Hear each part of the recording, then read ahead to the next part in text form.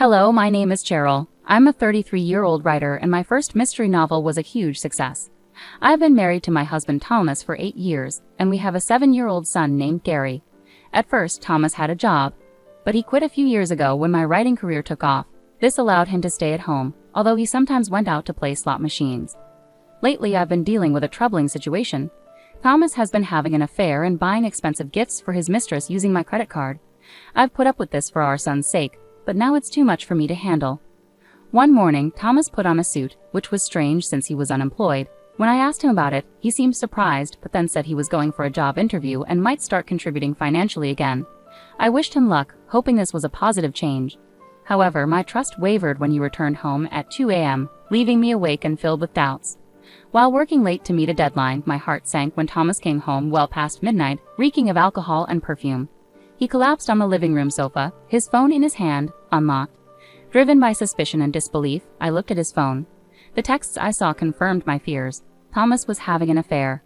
The pain was even worse when I realized his lover was my close friend, Gloria. The messages showed they had dined at a fancy restaurant known for its romantic views, a place he had never taken me. The shock hit me hard, and tears filled my eyes as I dealt with the betrayal of two people I trusted deeply. Gloria, who was married herself, had always been a confidant. In quiet turmoil, I quickly forwarded the evidence to my phone, needing time to think and plan my next steps carefully. The next morning, Thomas acted like nothing had happened. I approached him casually and said, "Hey, Thomas, about yesterday. You said you had an interview but came home quite late. What happened?" He avoided eye contact, clearly searching for an excuse. "Actually, I ran into a friend after the interview, and we ended up going for a drink," he muttered. "A friend? Someone I don't know?" I probed, even though I already knew the answer. "I don't have to explain everything, do I?" He snapped back. "Yeah, you're right," I replied, feeling frustrated and resigned. His evasion confirmed my worst fears about his ongoing deceit with Gloria. A month after discovering the painful truth about Thomas' affair, I was still struggling with what to do. Confronting him could mean the end of our marriage. In different circumstances, I might have shown him the evidence and filed for divorce already. But our son Gary, only 7 years old, was my main concern. I couldn't bear the thought of taking his father away from him at such a young age. Meanwhile, Thomas seemed to take advantage of my busy schedule. He started leaving the house more often while I was consumed with writing in my room. This hurt, but it also gave me a chance to gather more evidence of his infidelity. During one of his outings, I went through his belongings and found receipts for luxury women's items, none of which were in our home or given to me. It was clear he was buying these for Gloria, but the source of the funds was confusing since he had no job and was living off my earnings. I didn't have much extra money left for extravagant expenses, but I needed to find out more about what was going on. I decided to follow Thomas, but first, I needed someone to look after Gary. I called my brother, who didn't know anything about the situation. "I'm sorry for calling you over so suddenly," I apologized when he arrived. "No, I don't mind, but what's up? You suddenly said you want me to look after Gary," he said, looking confused. "There's something I really need to go shopping for on my own," I explained, making up a story. "Shopping? You've never been materialistic. You usually shop online," he said, sounding skeptical. "I know," I replied, feeling a little guilty for lying. But I knew it was necessary to protect my family and uncover the full extent of Thomas's betrayal. In the chilly early morning, with my heart heavy with doubt, I asked my brother for a favor. "I need to pick something up from a store today, something I can't order online. Can you watch Gary for a bit?" I tried to keep my voice light, hiding the real reason I needed to leave the house. "Of course, but try to come back soon, okay? Gary might start missing you," my brother responded, concern clear in his voice. "Thanks so much," I said, truly grateful despite the turmoil inside me. With my brother's help, I was free to find out the truth about Thomas' activities. Blending into the crowd, I followed Thomas from a safe distance. With each step he took toward his destination, my heart sank further. My worst fears were confirmed when I saw him happily walking into an upscale boutique with Gloria, arm in arm. Seeing them so close was a harsh blow. As they laughed and looked at items, Thomas walked to the cashier. I watched, hidden behind a display, as he confidently handed over a credit card. It was the card from the back of my drawer, meant only for emergencies. This card, which I rarely used, had been his secret tool for making all these extravagant purchases. The realization hit me. I had been so focused on my writing and deadlines that I hadn't been watching our finances closely. Significant charges had built up on the card from my recent work-related expenses, and all this time, Thomas had been adding his deceitful transactions to the bill. Both of our cards were linked to the same account, and I had missed the signs of his betrayal hidden among my expenses. Stunned by the depth of his deceit, I realized Thomas had not only betrayed my trust romantically but had also abused my financial resources. The last bit of affection I had for him disappeared. I blamed myself for not noticing sooner and for allowing his deceit to go unchecked. Realizing this double betrayal was hard to accept and marked a turning point in how I saw our marriage. Despite all the evidence, I couldn't forgive Thomas. With a heavy heart, I took discreet photos of his moments with Gloria before heading home. In the days that followed, I focused on devising a plan to confront him. Whenever he was out, I searched his PC for more clues.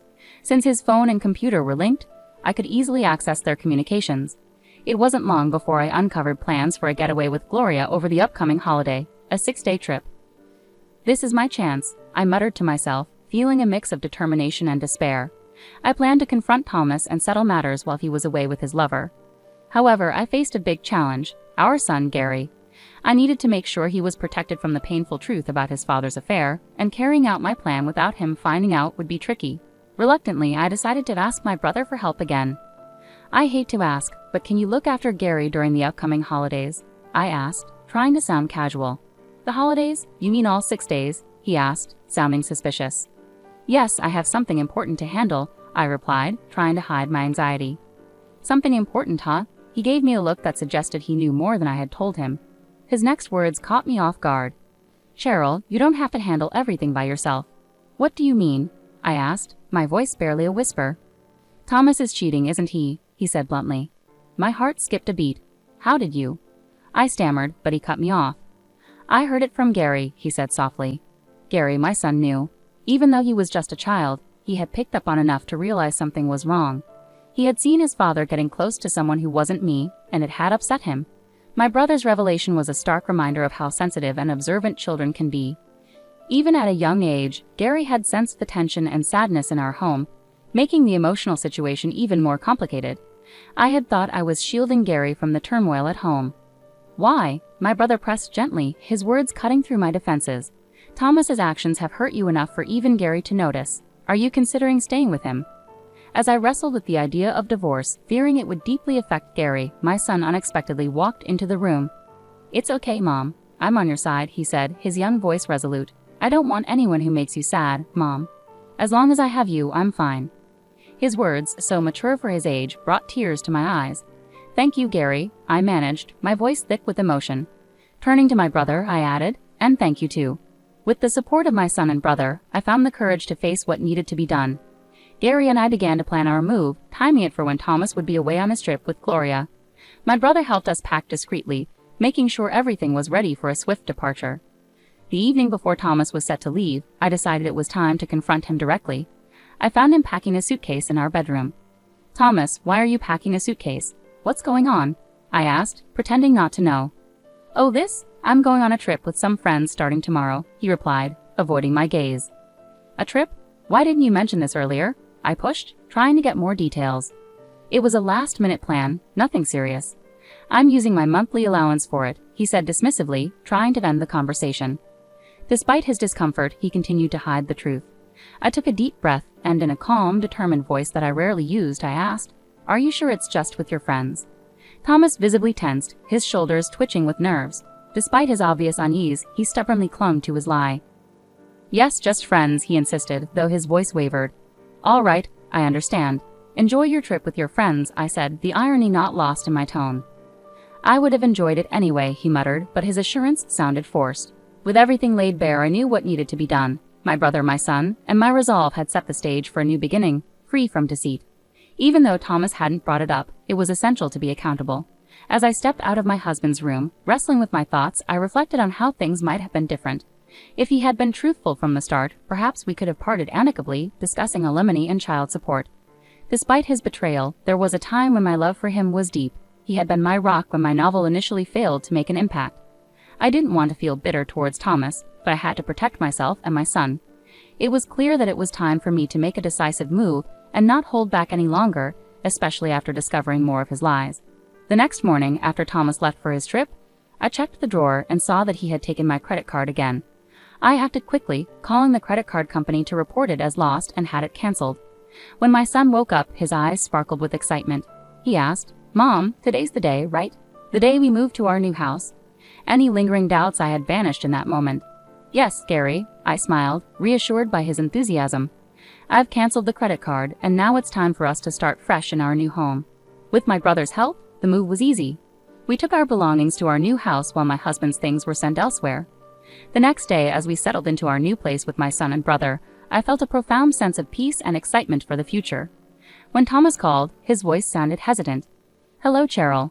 Well, this trip is turning out to be more expensive than I thought. Could you send me some money?" I immediately knew he was having money troubles because I had frozen the credit card. He was trying to avoid admitting the truth about using the card without permission, and his indirect request for money was annoying. "Did you plan for this trip on your own?" I asked calmly. "I'm sorry, but I can't give you any money." He sounded frustrated. "Don't be like that. If you don't help me, I'll be the only one not enjoying this trip," he said. Then he corrected himself. "I mean, you'll be the only one." Even over the phone, his confusion was obvious. "You're on a trip, and you want to show off the good parts, right? Well, the card you took is no longer valid, so you'll have to manage." "What are you talking about, Cheryl? What card?" He pretended not to know. "Pretending you don't know won't help," I said firmly. "You're panicking because you're saying things that don't make sense. I don't know anything about a card." "Enough," I exclaimed, my patience wearing thin. "I already know you've been cheating on me with my best friend, Gloria. Did you think I had no idea? It's obvious." "No, it's not what you think. I'm not cheating," he tried to assure me, his voice desperate. I was furious that he continued to deny everything. Standing there with my brother and son next to me, all my pent-up anger erupted. "Stop making excuses. You had a family and you cheated with another woman, and you've been using someone else's credit card. Do you even realize how despicable your actions are?" "Cheryl, let's calm down for a moment," he tried to soothe, but it was too late. The truth was out, and there was no turning back. How can I remain calm when I'm dealing with the person I despise the most? I seethed into the phone. "Just so you're aware, I have no intention of forgiving you or offering you any help. As for her, she can find her way elsewhere. Never show your face to Gary and me again." With those final words, I hung up on my husband. Moments later, his mistress, Gloria, called. "Hey, Cheryl, what on earth did you do?"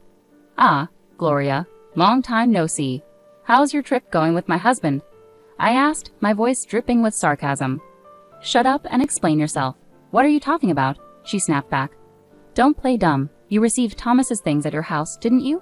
I replied. When we moved out, I had arranged for all my husband's belongings to be sent directly to Gloria's address.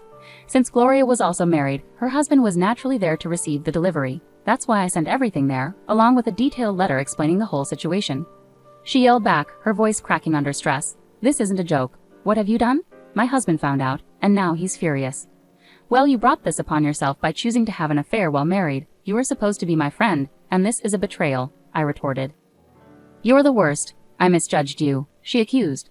"Excuse me? That's rich coming from you. My best friend having an affair with my husband. How could you expect any forgiveness?" "I didn't mean it seriously. It was just a joke. I would never actually be interested in someone like him," she tried to downplay it. "I don't care if it was a joke or not. I'm filing for divorce anyway, and yes, you did have an affair. That's a fact.